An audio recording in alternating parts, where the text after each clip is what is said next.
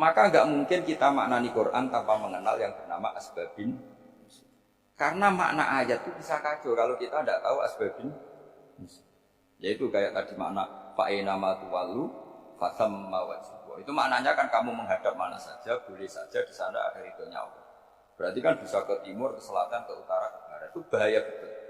Sehingga kata ulama harus mengkaji asbabin supaya porsi ayat ini sampai semana jauhnya itu kita tahu. Tanpa tahu itu tidak bisa.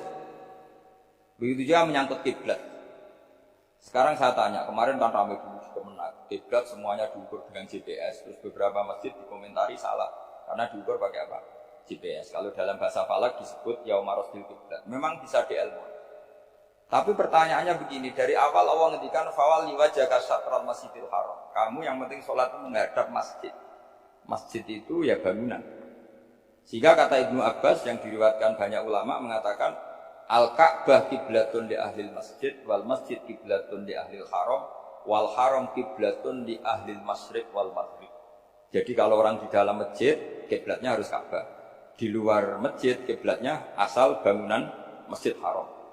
Tapi di luar sini kayak di Indonesia boleh semua tanah. Kenapa begitu? Kata Ibnu Abbas karena Quran turun bilisanin Arabiyyin mubin. Jadi kalau orang Jogja kalau mau ke Jakarta arahnya kemana? Barat. Itu sebetulnya ketika Anda ke barat itu persis Jakarta apa bisa saja pasnya itu Pangandaran. Tapi orang itu akan bilang kalau ke barat ya ke Jakarta. Meskipun presisi Anda tepatnya di Pangan.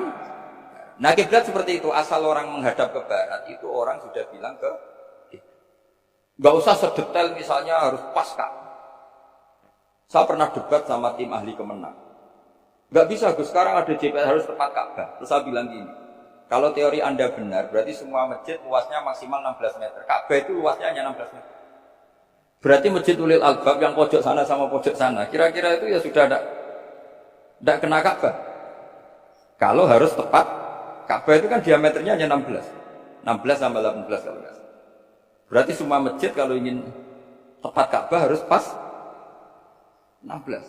Kalau terlalu luas pilihannya harus cekung. Kan jadi aneh. Makanya saya itu sering Pak, dulu saya ini biasa debat fikih. Kalau di tradisi pesantren namanya basul mazhab. Saya punya teman yang paling kurang ajar, yang paling saya kenang dalam panjang sejarah. Dulu itu kalau debat fikih ya seru. Kalau aturan fikih kan gini, soft paling baik kan soft pertama. Baru kedua, baru ketiga. Yang paling keren kan soft awal, soft.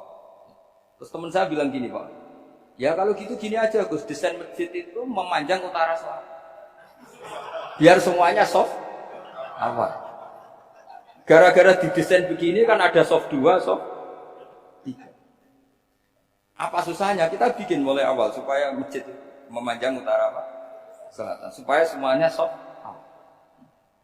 Ya kalau ada hukum ya diimplementasikan dalam desain bangunan katanya. Itu kan kacau. Terus akhirnya saya jawab, lalu setelah begitu yang paling afdol siapa? Yang dekat imam. Ya sudah, bikin cekung saja kalau gitu. Artinya gini ya, beragama itu yang sehat. Jadi beragama itu berdasar riwayat. Pernah ada ulama yang hitung Madinah menghadap Ka'bah itu ya tidak pas. Pernah dihitung pakai GPS. Kiblat Madinah ke Ka'bah itu ya tidak pas. Tidak seperti yang pernah dianjurkan Kemenak. Karena apa? Agama ini mengikuti bilisanin Arabiyyin.